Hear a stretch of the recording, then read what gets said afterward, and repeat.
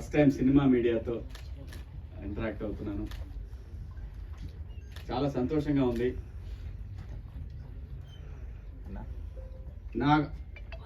నా లైఫ్లో నా ఫ్యామిలీ ఎప్పుడు ఏమీ కోరలేదు, నా వైఫ్ కానీ పిల్లలు కానీ. లాస్ట్ ఇయర్ నన్ను వాళ్ళు అడిగింది ఏంటంటే, పిల్లలు పెద్దోళ్ళు అయ్యారు, వాళ్ళు అడిగింది ఏంటంటే, నాళ్ళు నువ్వు సొసైటీ సొసైటీ సొసైటీ అనుకుంటా నువ్వు యాక్ట్ చేసేటప్పుడు మేము చూడలేదు, ఇప్పుడు యాక్ట్ చేయనా అని అడిగారు పిల్లలు.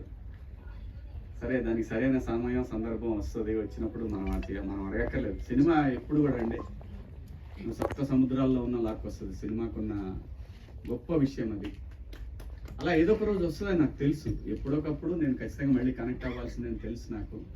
ఆ సందర్భంలో నేను యాక్చువల్గా ఒక తమిళ సినిమా తీసుకున్నాను, నేను కొన్నాను. నేను ఇంతకుముందు కూడా ప్రొడ్యూస్ చేశాను, తాజ్మహల్ అని మీ అందరూ తెలుసు. ఆ సందర్భంలో విజయ్ సేతుపతి గారి సినిమా ఒకటి కొన్నాను నేను. కొన్నప్పుడు ఫోర్త్ వేవ్ వస్తుంది, థర్డ్ వేవ్ వస్తుంది అని మళ్ళీ మొదలు పెట్టారు. అప్పటికే ప్రొడక్షన్, పోస్ట్ ప్రీ ప్రొడక్షన్ అంతా అయిపోయింది, డైలాగ్ వెర్షన్ అన్నీ అయిపోయినాయి, మ్యూజిక్ కూడా అయిపోయింది, అంతా టెక్నీషియన్ అంతా సెట్ అయ్యారు, అంతా అయిపోయింది అన్నారు. ఇంకా మనకు దరిద్రం వదలలేదురా, వద్దులేక సరే అయిన వరకు అయిందిలేని అంతటితో ఆపేశాను. ఆపినప్పుడు మళ్ళీ అంతా లాస్ట్ ఇయర్ నేను సరే నాకున్న సర్కిల్లో ఒక బెస్ట్ పర్సన్ని చూజ్ చేసుకుని ఆయన దగ్గరికి వెళ్దామని చెప్పి వెళ్ళాను. ఆయనే ఈటీవీ బాపినీడి గారు. ఆయన కలిసి ఇట్లా నా దగ్గర ఒక 2 సినిమాలు ఉన్నాయండి, నేనే చేద్దాం అనుకున్నాను, కానీ నాకు అనిపించింది కరెక్ట్ కాదని భగవంతుడు ఆపాడేమో తెలియదు. ఈ సినిమాలు మీరు చూసి మీరు చేస్తాను అన్నా సరే, లేదంటే మీరు తీసుకున్నా సరే, నాకు ఇది డెడ్ ఇన్వెస్ట్మెంట్ అని చెప్పి ఫ్రాంక్గా చెప్పాను ఆయనకి. ఆయన అంతా విన్నారు, సరే మా టీంకి ఇస్తాను చూస్తా అన్నారు. అన్న తర్వాత చాలాసేపు చాలా ఆప్యాయంగా మాట్లాడారు. మాట్లాడిన తర్వాత నేను ఒక మాట చెప్తా, శివాజీ చేస్తావా అని. చెప్పండి సార్, నువ్వు యాక్ట్ చేయవయ్యా అని అన్నారు.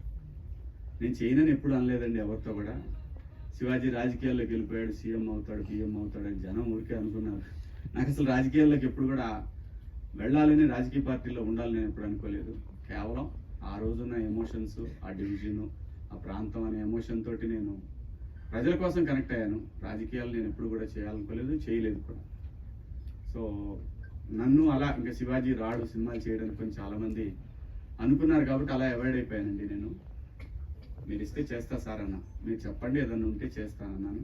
ఒక 1.5 month 2 months తర్వాత ఒకరోజు ఈటీవీ నుంచి కాల్ వచ్చింది. ఆయన పేరు సత్యనారాయణ గారు. ఒకసారి సాయికృష్ణ గారిని కలుస్తారని అంటే, అప్పుడు మన నితిన్ గారు వాళ్ళు కలిశాను నేను. కలిసినప్పుడు వాళ్ళకి ఇట్లా ఒక కథ ఉంది వినండి మీరు అని చెప్పి నాకు కథ వినిపించారు. అదే 90s #90s middle class biopic. చాలా బ్యూటిఫుల్ స్క్రిప్ట్ అండి. వెంటనే నేను విన్న తర్వాత జస్ట్ 10 minutes తర్వాత చెప్పాను. చెప్పిన తర్వాత ఓకే అండి చేద్దామని చెప్పాను. అది ఇంకా ప్రొడక్షన్ అంటే సెట్స్ మీదకి వెళ్తుంది అన్నప్పుడు నాకు బిగ్ బాస్ ఆపర్చునిటీ వచ్చింది. కానీ యాక్చువల్గా ముందు ఇదే, నేను యాక్ట్ చేయటం ఫస్ట్ ఇదే. కాకపోతే మళ్ళీ రీఎంట్రీ స్క్రీన్ మీద మాత్రం బిగ్ బాస్లో కనిపించాను అందరికి.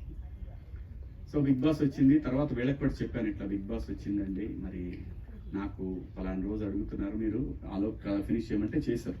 90s షూటింగ్ స్టార్ట్ అయింది, నా వల్లనే తొందరగా స్టార్ట్ చేశారు, నా కోసమే స్టార్ట్ చేశారు తొందరగా.